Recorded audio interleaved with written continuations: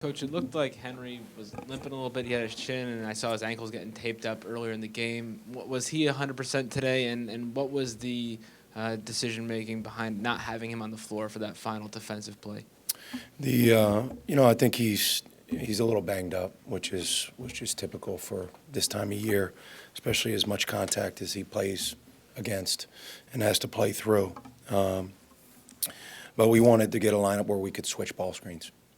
We knew they were going to go to Garrett, and we wanted to try to double him in the backcourt. And I thought a smaller, more athletic lineup would be able to do that. We weren't able to get him corralled in the full court. And I hadn't seen the last play, so I can't talk about the final, the final shot. But, a difficult way to lose. I thought our guys gave a winning effort. I thought we competed. The two areas that have been a real problem for us is rebounding and turnovers. They had 15 more shots at the basket than we did, and I don't care who you're playing. That's a lot of shots. If you look at the percentages, we did a pretty good job defensively, except rebounding wise, where we gave up 16 offensive rebounds, and then we had turnovers at really crucial times. But in terms of attitude and effort, I thought our guys had winning looks and gave a winning effort, and we just didn't win. Coach, Luke picked up those two early fouls. You had to go with Matt and Sakar off the bench. Were you happy with the way they played, and what was the strategy with Luke out of the game for pretty much the whole first half? Well, he had two fouls, and 2 fouls in 3 minutes, and it's Luke's obviously a key guy for us, but I thought Matt and Sakar gave us really good minutes, and we would hope that Luke would be able to be in the game longer than he was, but that can happen. That can happen, and seems to happen to him a lot, though. I'm not sure why that's the case, but Matt and Sakar did a good job.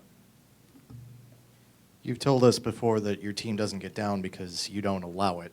What would you say is the mood of the team right now, and what are you trying to get out of them? What's your approach to trying to get the most out of their potential at this point?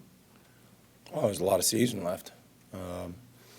I think our guys were, it hurt because they did. Our guys really wanted to win that game.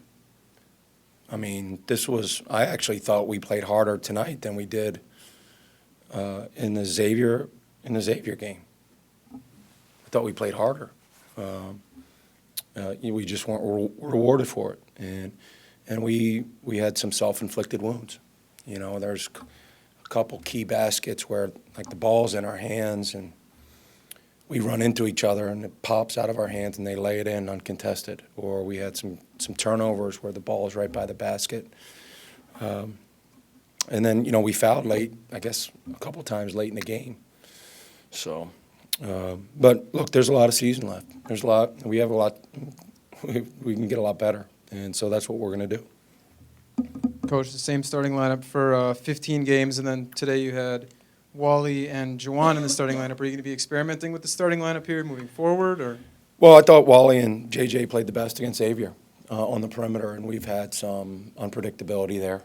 And so you got to go on a game-to-game basis with the guys who are playing well, and that can be different guys on different nights. But those guys earned it based on their play in the Xavier game, and I mean that's just the reality of where we're at. We hope to as we get more experience, get some better consistency. But that's where we're at right now. Coach, Dwayne seemed to be in the middle of a lot of offensive sparks. Could you talk about his game tonight? I thought Dwayne had a terrific game. I thought it was maybe his best game of the season. I thought he took good shots. I thought he made good decisions. He made good decisions, and as a result of making good decisions, he was rewarded for it. I think he should have had a game-winning shot. That's unfortunate. But Dwayne had a really good game.